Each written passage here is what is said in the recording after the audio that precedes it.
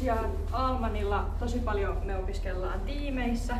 Että tosiaan meillä on eläintenhoitotiimit, eli pieneläintilassa ja navetalla on koko tämän meidän opintojen ajan samat tiimit, jotka tekee yhdessä töitä eläinten parissa.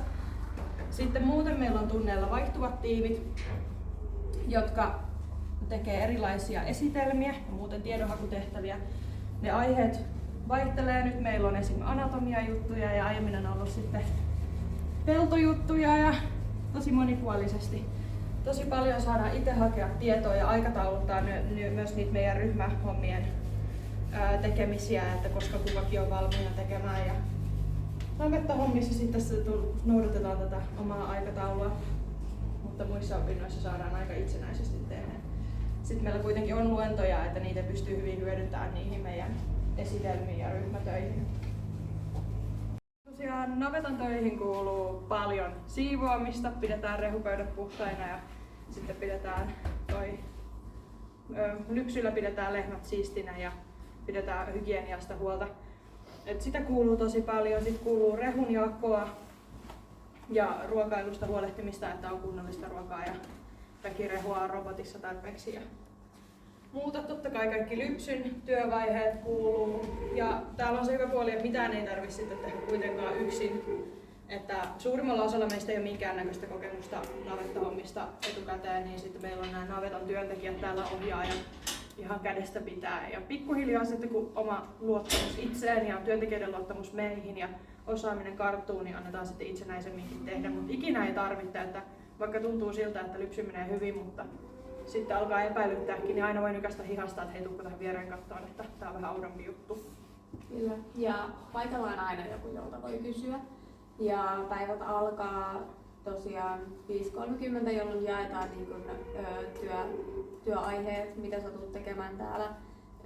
Osa porukasta tulee tänne niin kun pienten vasikkojen puolelle ja osa jää sitten tuonne lypsypuolelle. Että sun ei tarvii olla monta päivää tekemässä samaa hommaa, kunhan sä pidät huolen siitä, että sä niin tässä navetta viikkojen aikana osaat sitten työskennellä näiden pienten ja noiden isojen parissa. Joo, ja kuitenkin tässä työssä täytyy sitten oppia käyttämään noita perustyökoneita. Et meillä on täällä Avanti, jolla tehdään tosi monipuolisesti hommia, esimerkiksi tyhjennetään rehupöytää ja sitten varmolla jaetaan lisää rehuja tuohon rehupöydälle. Traktori joutuu myös jonkin verran käyttämään, että ainakin vesikärryä me ollaan kuskattu sitten laitumelle, että lehmillä on siellä sitten vettä juodakseen. Niin näitä kaikkia sitten opetellaan täällä koulussa ihan erikseen. Että täällä on traktorin ajoon, esimerkiksi nyt meillä on juuri meneillään oppituntia tuolla ulkona, että osa ryhmästä on siellä harjoittelemassa ihan sitä pelkästään.